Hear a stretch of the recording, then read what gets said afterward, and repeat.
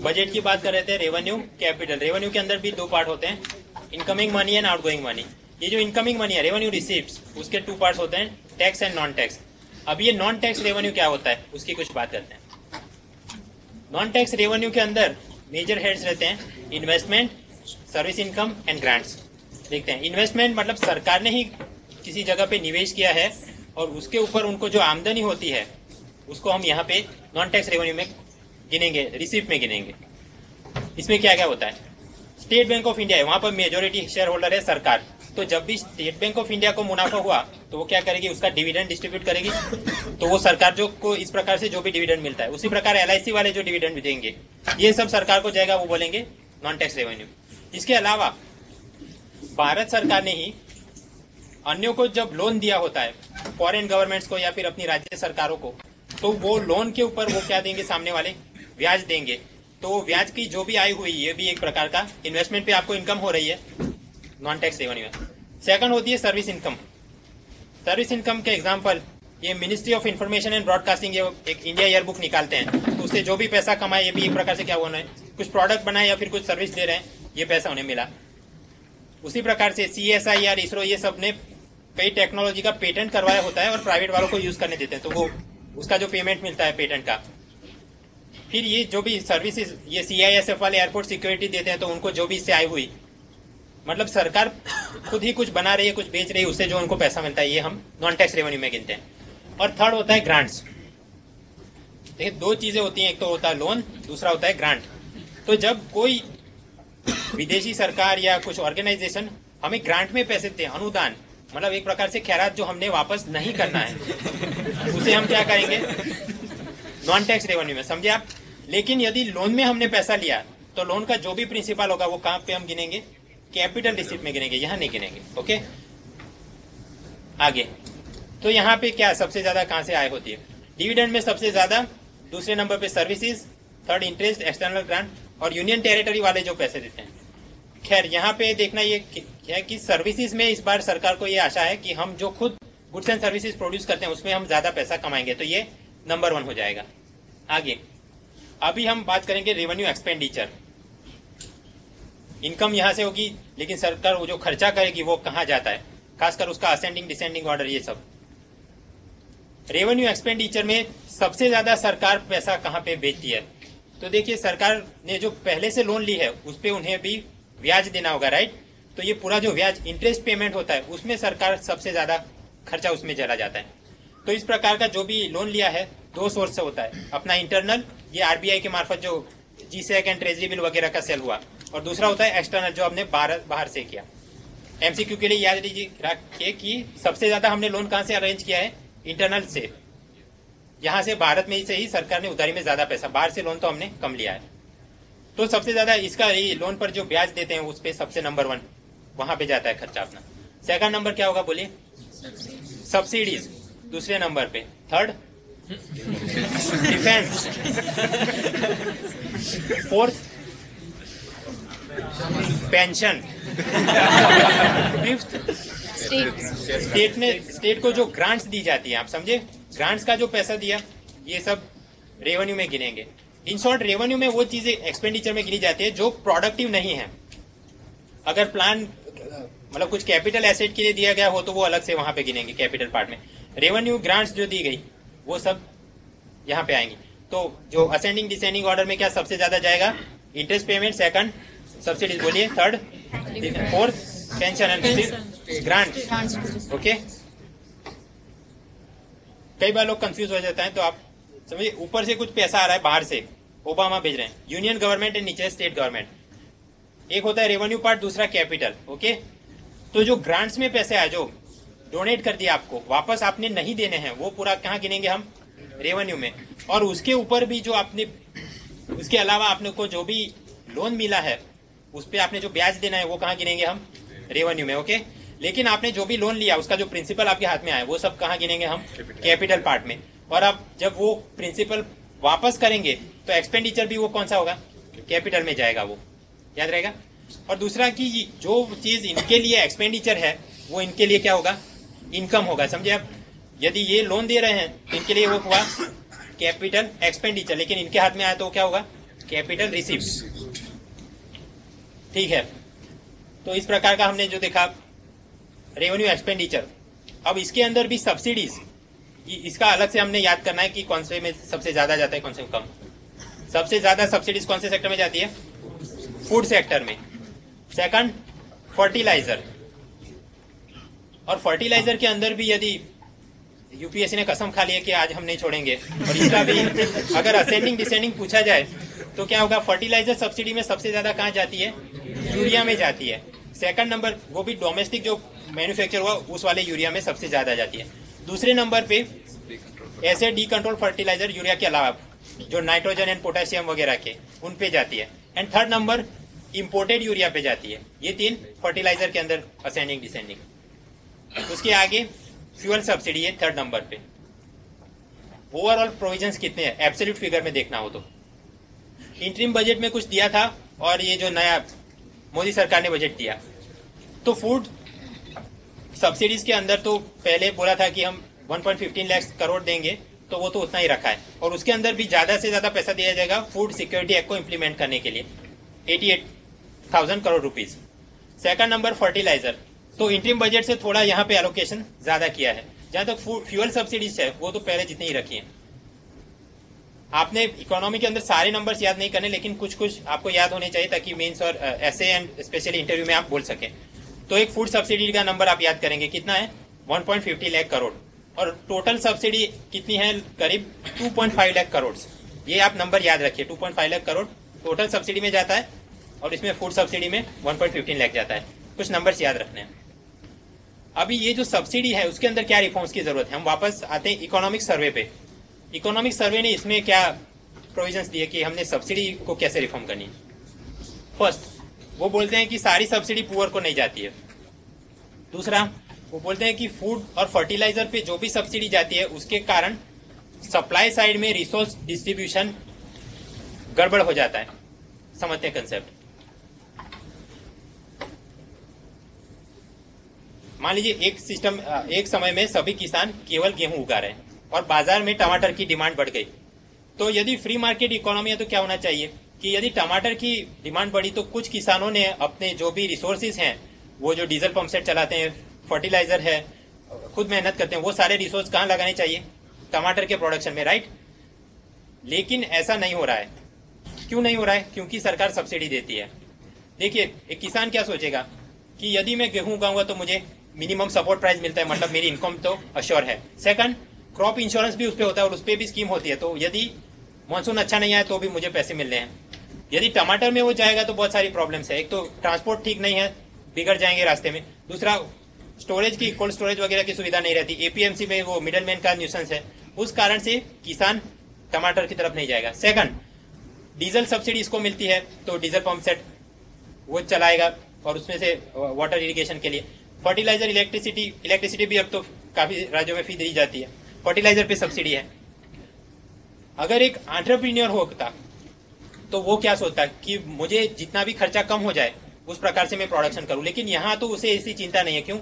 Diesel में है, fertiliser, electricity, सब जगह पे उसे सब्सिडी मिल रही है। इस कारण से इवन इफ ये टमाटर की डिमांड बढ़ी तो भी यहाँ पे रिसोर्स डिस्ट्रीब्यूशन चेंज नहीं होता। उसके कारण क्या होगा? टमाटर की हमेशा शॉर्टेज रहेगी, तो आप अपने आप वहां पे क्या होगा? Food inflation.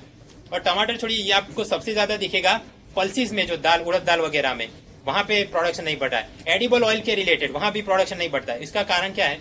ये पूरा फर्टिलाइजर सब्सिडी उसको न्यूसेंस बोलता है इकोनॉमिक सर्वे। आगे बात, न्यूट्रिएंट बेस्ड सब्सिडी, उसकी कुछ चर्चा की है। कोई भी प्लांट है उसे कुछ न्यूट्रिएंट्स चाहिए सॉइल में से।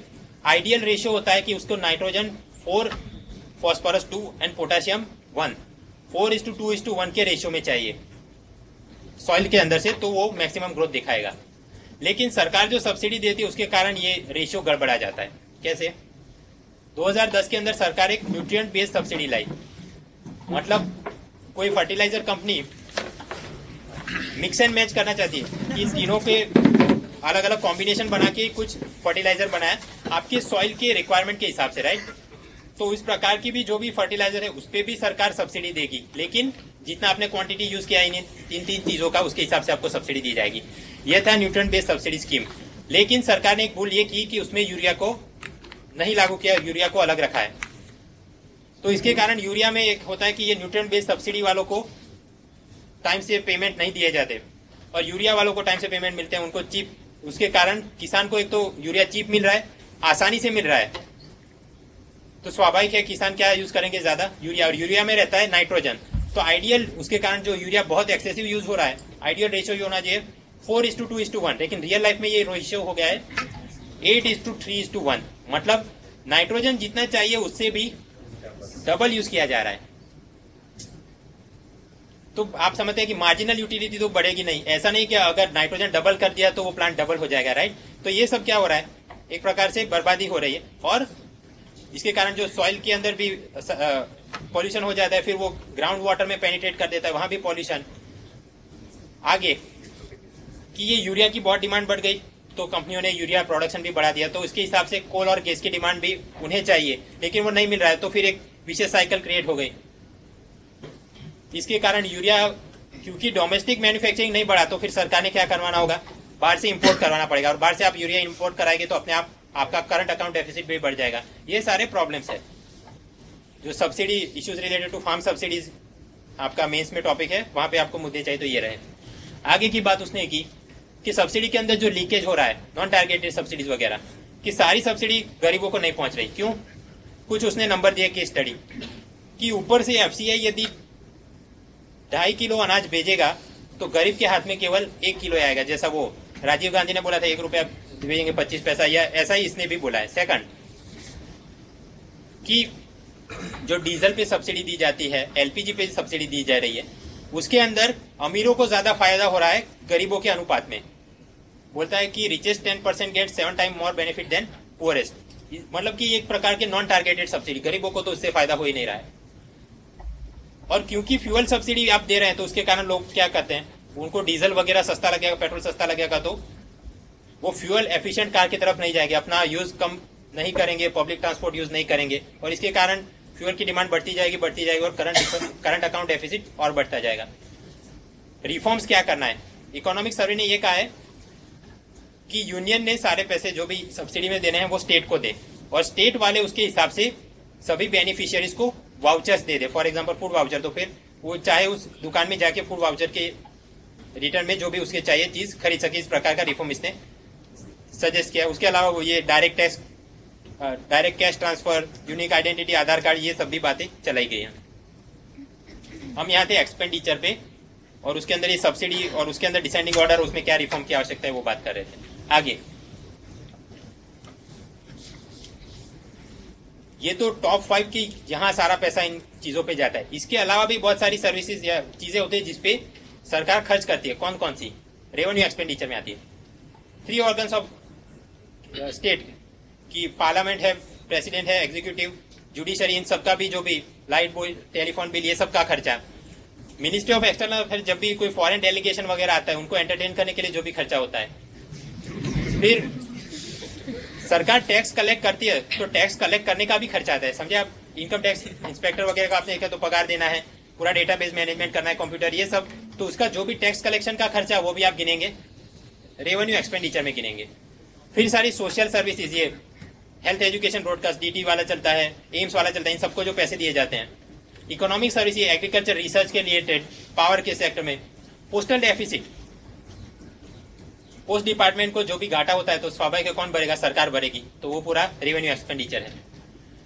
और ये सब ऐसी सभी चीजें, ऐसी यूनियन टेरिटरी यहाँ पे लेजिस्लेचर नहीं है, दिल्ली पुडुचेरी को छोड़ के, उन सबके भी जो भी रेवेन्यू एक्सपेंडिचर है आप यहाँ पे ऐड करेंगे, तब आपको पता चलेगा कि टोटल रेवेन्यू एक्सपेंडिचर कितना था। ये सब नंबर क्यों चाहिए? वो रेवेन्यू डेफिसिट कैलकुलेट के लिए। आगे बढ़ते हैं कैपिटल पार्ट में। कैपिटल पार्ट के अंदर भी 2 पार्ट्स, रेवेन्यू, एक्सपेंडिचर। यहां पर हम जल्दी से देख लेते हैं कि रिसिप्ट, तो वहां टॉप बॉटम में क्या रहता है। कैपिटल रिसिप्ट, सरकार जो पैसा कैपिटल अकाउंट में लाती है, 2 सोर्स से आ सकता है, या तो आपने उधारी की है या बिना उधारी किए लाए हैं। उधारी करके लाए हैं, डेब्ट सोर्सेज, तो कौन कौन से होते हैं उसमें? नंबर 1, सबसे ज्यादा पैसा लाया जाता है लोन्स के जरिए। लोन्स में भी लॉन्ग टर्म लोन्स के जरिए सबसे ज्यादा, शॉर्ट के अनुपात में। और लोन्स में भी सबसे ज्यादा लोन कहां से ली है? यहाँ भारत से ही, इंटरनली बाहर से बहुत कम लोन लिए। Second number provident fund and third है स्मॉल सेविंग फंड। ये भी डेब्ट में क्यों गिने? क्योंकि ये पैसे वापस करने हैं और सरकार ब्याज देने वाली है। इन सबको भी सरकार ने अपने कैपिटल के लिए यूज करती है। उधारी वाले पैसे और बिना उधारी के भी सरकार कुछ पैसे लाती है।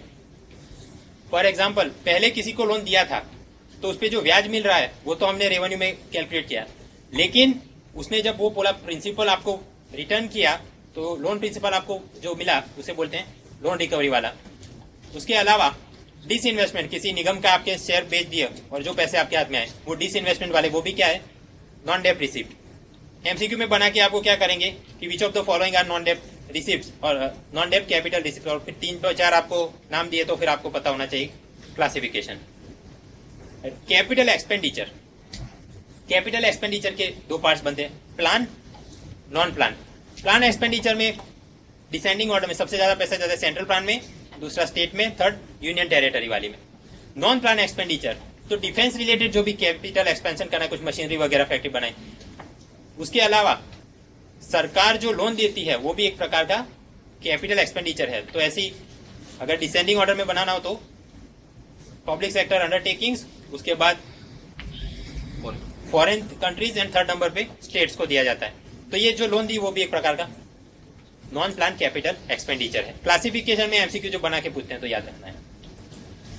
अभी सवाल होगा कि ये लॉन बजट हमने देखा रेवेन्यू एंड कैपिटल, लेकिन कुछ होता है प्लान एंड नॉन प्लान, ये बजट कैसा दिखता है?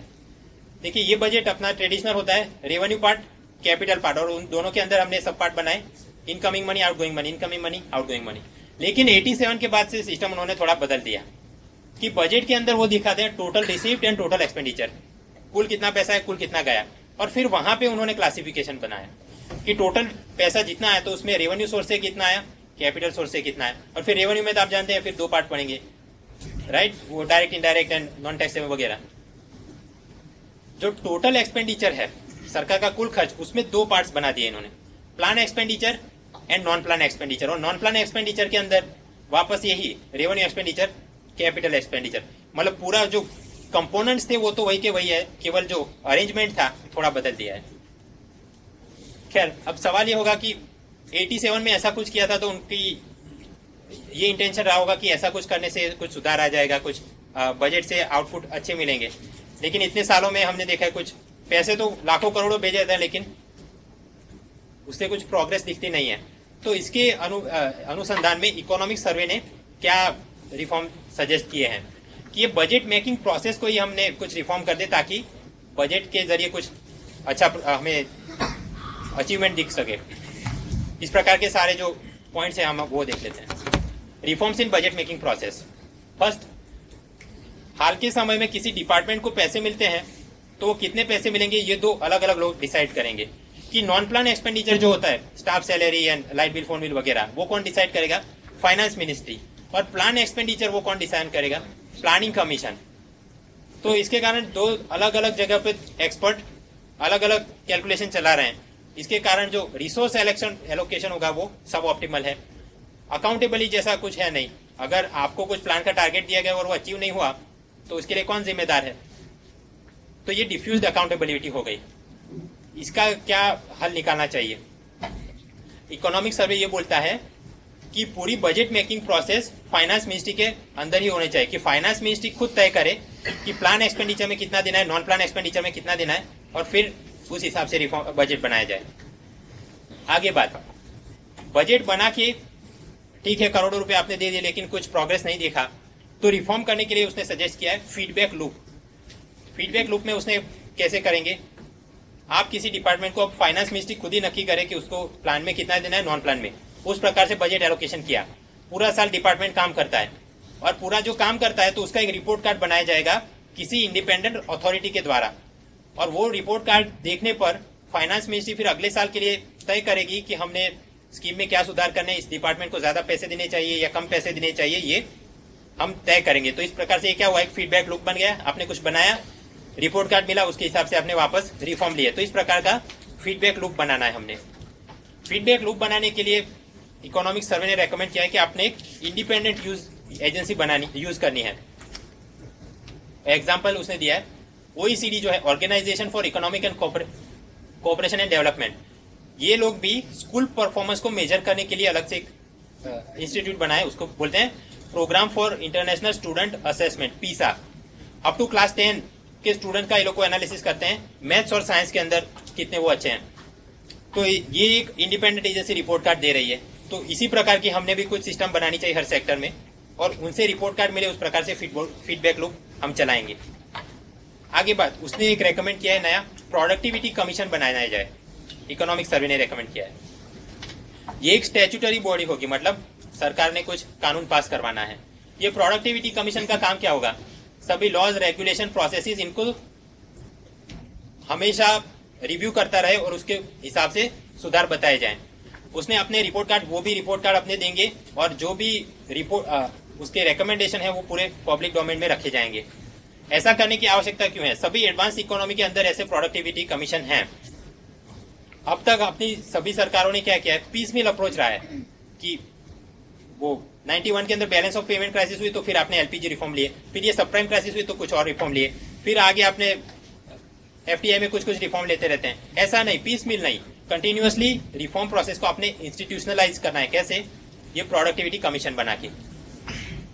ये सब आपने टॉपिक किसके लिए तैयार करना है, वो जो गुड गवर्नेंस एंड अकाउंटेबिलिटी, इस प्रकार के मेंस के अंदर आपने सिलेबस में GS2 एंड GS4 में वहां थोड़ा थोड़ा मुद्दा चाहिए तो मिल जाएगा। आगे बात, ये तो इकोनॉमिक सर्वे वाले ने बोला ऐसा कुछ कीजिए। बजट के अंदर टैक्स रिफॉर्म में सरकार ने क्या बात करी, एक तो कहा कि हम कमिटी फॉर टैक्स क्लैरिटी बनाएंगे। ये लोग सभी इंडस्ट्रियल बॉडी के साथ कंटिन्यूअसली डिस्कशन करेंगे और टैक्स लॉ के अंदर जो भी क्लैरिफिकेशन चाहिए 2-2 महीने के अंदर वो पूरा रिफॉर्म सजेस्ट कर देंगे। सेकंड, ये वोडाफोन वगैरह को जो रेट्रोस्पेक्टिव टैक्स डिमांड की जा रही है, तो इस प्रकार की कोई भी नए केस बनाने होंगे तो इससे पहले एक नई कमिटी को रिफर करना होगा, matter high level committee under central board of direct taxes. इसके अलावा advance pricing agreement, advance tax ruling, ये सब के लिए भी बातें की गई है। मैंने अभी आर्टिकल लिखा था, आप देख लेना, वरना बैलेंस ऑफ पेमेंट की जब हम चर्चा करेंगे तो फिर से देख लेंगे ये सब। आगे बात, डेफिसिट।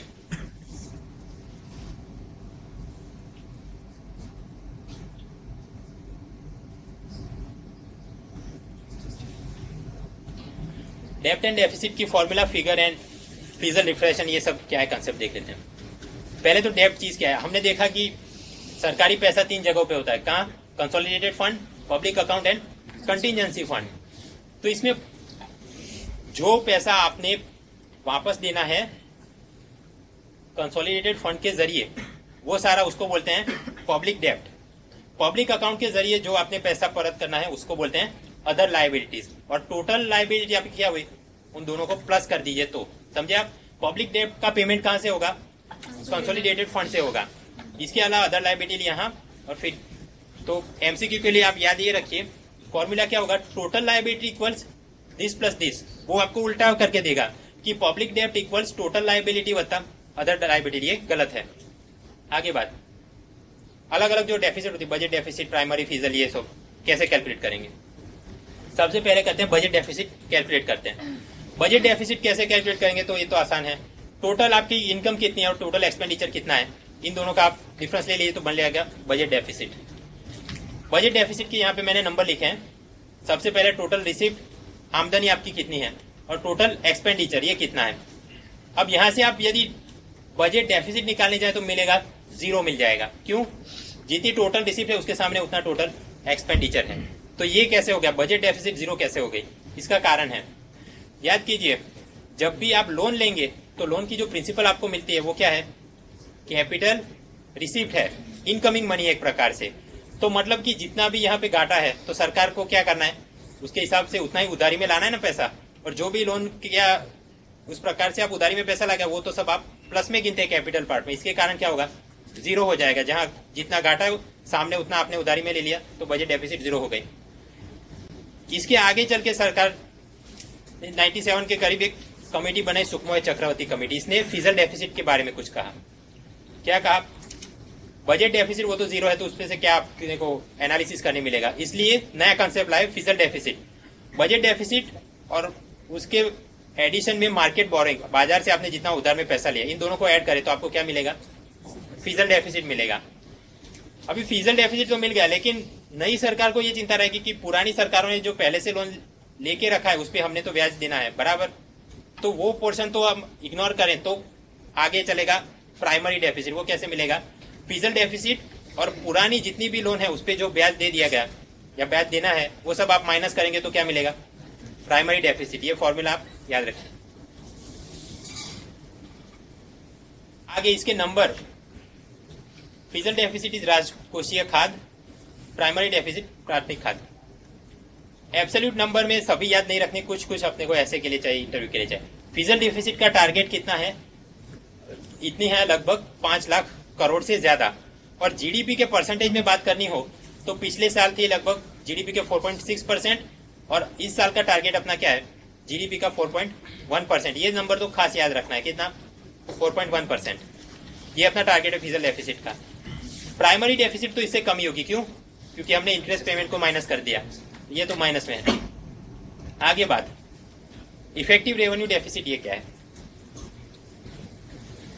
प्रभावी राजस्व घाटा, प्रभावी महसूल खाते, ये क्या? रेवेन्यू, पहले तो सबसे पहले हम रेवेन्यू डेफिसिट निकालेंगे, तो ये तो कॉमन सेंस आप लगाइए। रेवेन्यू, इनकम और एक्सपेंडिचर, इन दोनों का आपने डिफरेंस ले लिया तो हमें मिल जाएगी रेवेन्यू डेफिसिट। लेकिन कुछ केस में क्या होगा, आप वो डायग्राम याद कीजिए, आलोकनाथ, सनी देओल, और अंत में था कि स्टेट को ग्रांट्स दी जाती है, राइट? तो स्टेट को ग्रांट्स दी जाती है तो ऐसा भी हो सकता है कि उसमें से कुछ पैसा वो लोग कुछ रोड बिल्डिंग, ऐसा कुछ कैपिटल एसेट क्रिएशन में यूज कर लें, तो फिर हम ये नहीं बोल सकते कि वो तो रेवेन्यू एक्सपेंडिचर में गया, वो तो कैपिटल में चला गया। तो रेवेन्यू डेफिसिट में से ऐसी चीज हम माइनस कर देंगे, ऐसी ग्रांट्स जो कि कैपिटल एसेट क्रिएशन के लिए यूज की गई, तो फिर हमें क्या मिलेगा? Effective revenue deficit. याद रहेगा, रेवेन्यू डेफिसिट, उसमें से कैपिटल ग्रांट के लिए जो भी गया पैसा माइनस करो तो आपको मिलेगा इफेक्टिव रेवेन्यू डेफिसिट। ये तो इवन पूछा भी गया है एमसीक्यू में, डेफिनेशन सीधा पूछा है यूपीएससी में। ओवरऑल क्या होगा? नंबर हमने 2 याद रखने, एक तो क्या? फिजल डेफिसिट 5 लाख करोड़ से ज्यादा, एब्सोल्यूट फिगर परसेंटेज में क्या? 4.1%, ये अपना टारगेट है, खास याद रखिए। बाकी सारे वो भी मैंने दिए हैं। असेंडिंग डिसेंडिंग ऑर्डर बनाना हो तो सबसे ज्यादा डेफिसिट कौन सी बड़ी है? फिजल डेफिसिट, दूसरे नंबर पे रेवेन्यू, थर्ड नंबर पे इफेक्टिव रेवेन्यू और फोर्थ में प्राइमरी। देखिए रेवेन्यू से इफेक्टिव रेवेन्यू तो कम ही होगा ना डेफिसिट, क्योंकि हमने वो माइनस कर दिया, राइट? लेकिन फिजल से प्राइमरी बहुत कम हो गया, ऐसा क्यों? क्योंकि आप याद कीजिए जो इंटरेस्ट रेट पेमेंट बहुत बड़ा होता है, तो आपने वो अगर माइनस कर दिया तो फिर वो बहुत कम हो जाएगा। एफआरबीएम एक्ट, एफआरबीएम एक्ट क्या बोलता है? Fizzle reform, physical responsibility and budget management act 2003 में बनाया गया। उसका उद्देश्य ये था कि हमने रेवेन्यू डेफिसिट भी कम करनी है, फिजल डेफिसिट भी कम करनी है, और उसके टारगेट बनाए। ओरिजिनली टारगेट ये था कि रेवेन्यू डेफिसिट हम 0 कर देंगे, कहां तक? 2008 के मार्च महीने तक, और फिजल डेफिसिट हम घटा के जीडीपी के 3% कर देंगे। अभी कितनी है? अभी अपना टारगेट है 4.1%, वो कम करते करते आगे 3% तक ले जाना है। ओरिजिनली 2003 में उनका ये था टारगेट कि 2009 तक हम इतना कम कर देंगे, लेकिन ये हो नहीं पाया। क्यों? 2007-8 के दरमियान जो फाइनेंशियल क्राइसिस स्लो डाउन हुआ, तो वहां उसके कारण हमारे पूरे इंडस्ट्री को बचाने के लिए सरकार ने बहुत सारे टैक्स रिलीफ दे दी, और टैक्स रिलीफ दी तो स्वाभाविक है उनकी आमदनी कम हो जाएगी और खर्चे तो उतने ही उतने थे, इसलिए उस कारण से वो ये टारगेट्स मीट नहीं कर पाए। तो फिर क्या करना पड़ेगा? एफआरबीएम को अमेंड करके डेडलाइन एक्सटेंड कर दी। एफआरबीएम को 2012 में अमेंड कर दिया, और वहां पे एक नया तुक्का लगाया गया। यहाँ पहले क्या था कि इफेक्टिव रेवेन्यू डेफिसिट 0 करना है, अब सरकार क्या बोलती है? यहाँ बोलते थे कि रेवेन्यू डेफिसिट 0 करनी है, आप बोलते हैं इफेक्टिव रेवेन्यू डेफिसिट 0 करनी है। तो आप समझ रहे हैं पहले से टारगेट कम हो जाएगा। क्यों? रेवेन्यू डेफिसिट से वो तो कम है ना। स्वामी विवेकानंद ने जो बोला है कि निशान अपना नीचे नहीं होना, इन्होंने क्या किया? टारगेट बोर्ड ही नीचे कर दिया ताकि सुविधा रहे।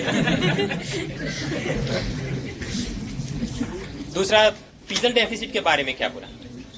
फिजल डेफिसिट जीडीपी के 3% करनी है। अभी जो 4.1 चल रही है वो घटा के 3%। ये कब तक करना है? 2017 के मार्च तक कर देना है। ये टारगेट आप याद रखिए, एमसीक्यू वगैरह में भी, इवन मुख्य परीक्षा में भी लिखना है तो फिर आप हर एक जगह पे ऐसा नहीं होगा कि कोई भी नंबर नहीं लिखेंगे हम, ऐसा कुछ डेटा थोड़ा थोड़ा अपने पास होना चाहिए।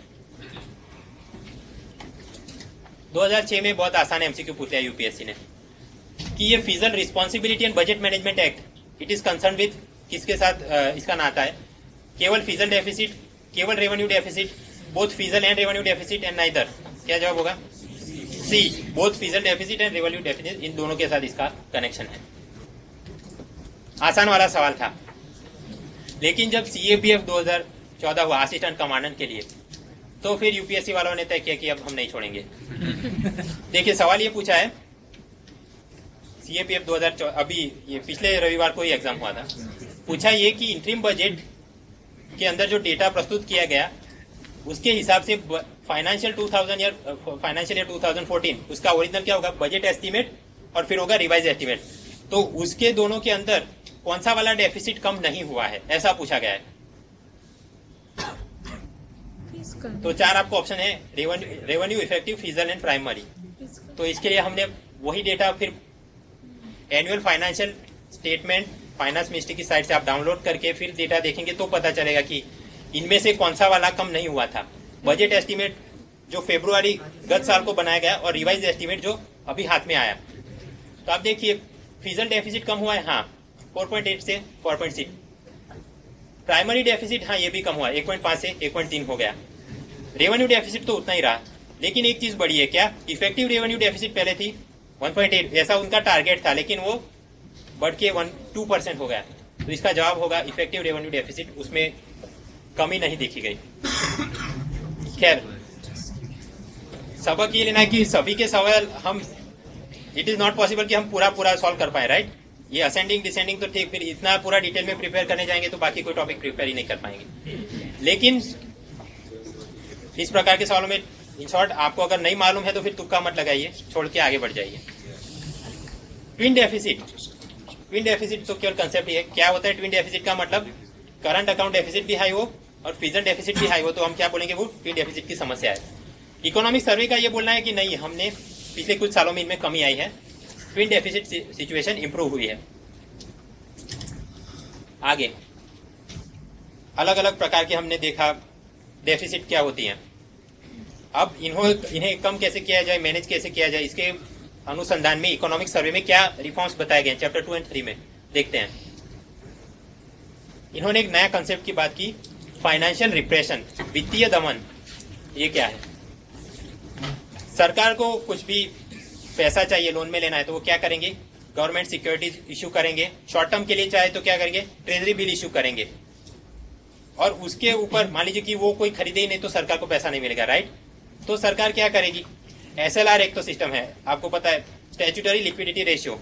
RBI वो डिसाइड करेगी उतना पैसा बैंक ने गोल्ड या फिर RBI अप्रूव्ड सिक्योरिटीज में लगाना है। इन रियल लाइफ आप सोचिए, आप एक बैंक है और आपके पास 2 ऑप्शन है, गवर्नमेंट सिक्योरिटीज में लगाना है, 8% आपको रिटर्न मिलेगा, और आप चाहे तो गोल्ड में भी निवेश कर सकते हैं, आपको उस पर तो बहुत ज्यादा रिटर्न मिलेगा। तो आप कौन से में इन्वेस्ट करेंगे? गोल्ड में, राइट?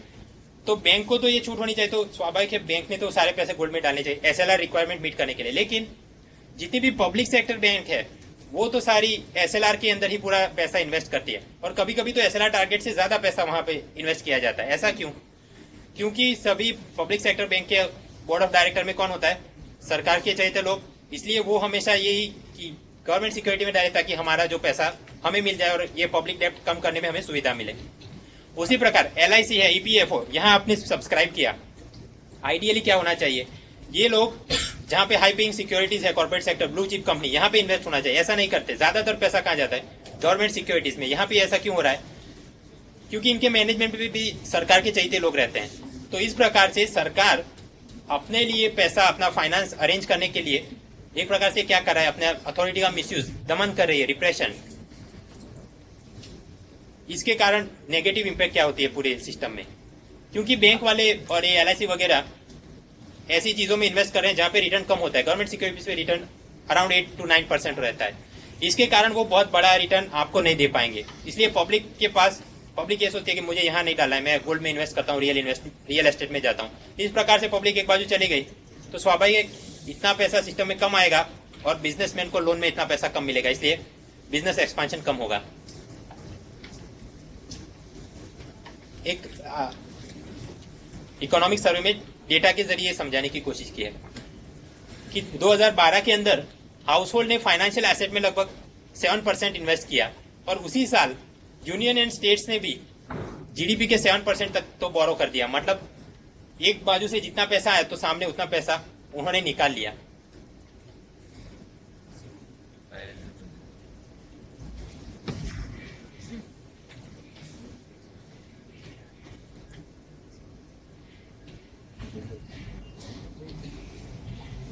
डेस्कटॉप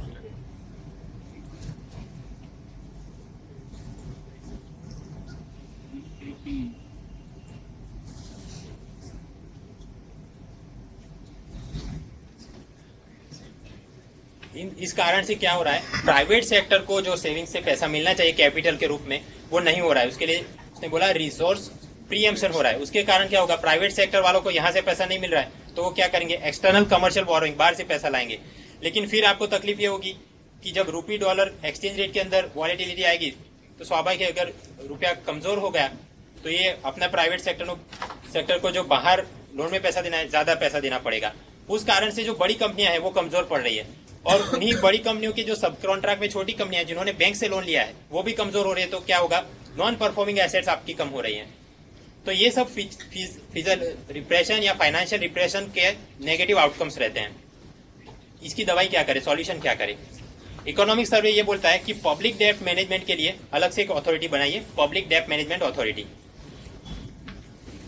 अभी क्या है, आरबीआई वाला पब्लिक डेट मैनेजमेंट करता है, वो गवर्नमेंट सिक्योरिटीज ट्रेजरी बिल वगैरह ऑक्शन का देखता है और वहां पे हमने देखा है LIC EPFO उनके जरिए परचेज किया जा रहा है।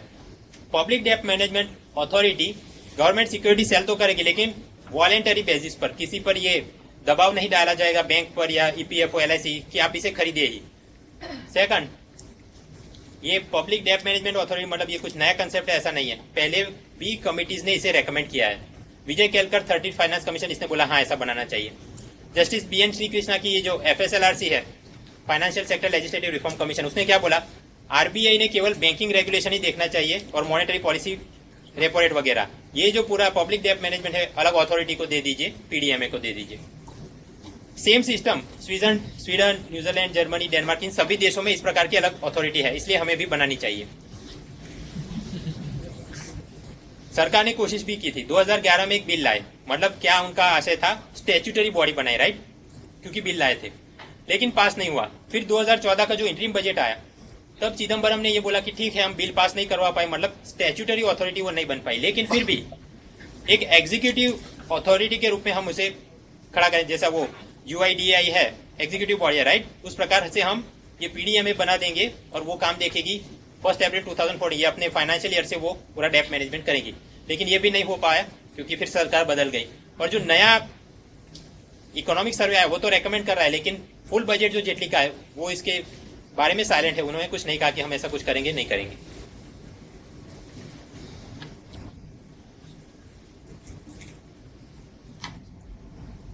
ओवर એટલે હવે આપણે ગુજરાતીમાં વાત કરી શકીએ।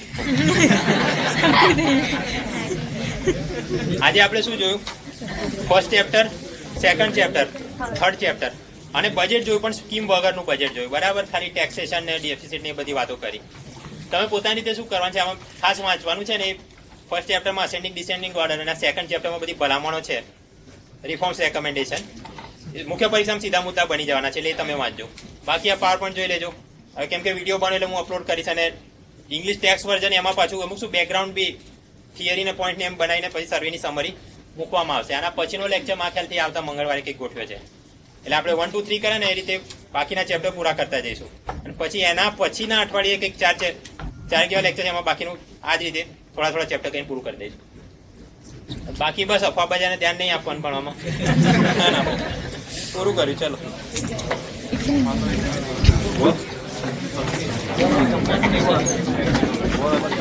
रिकमेंड न करता फोन करके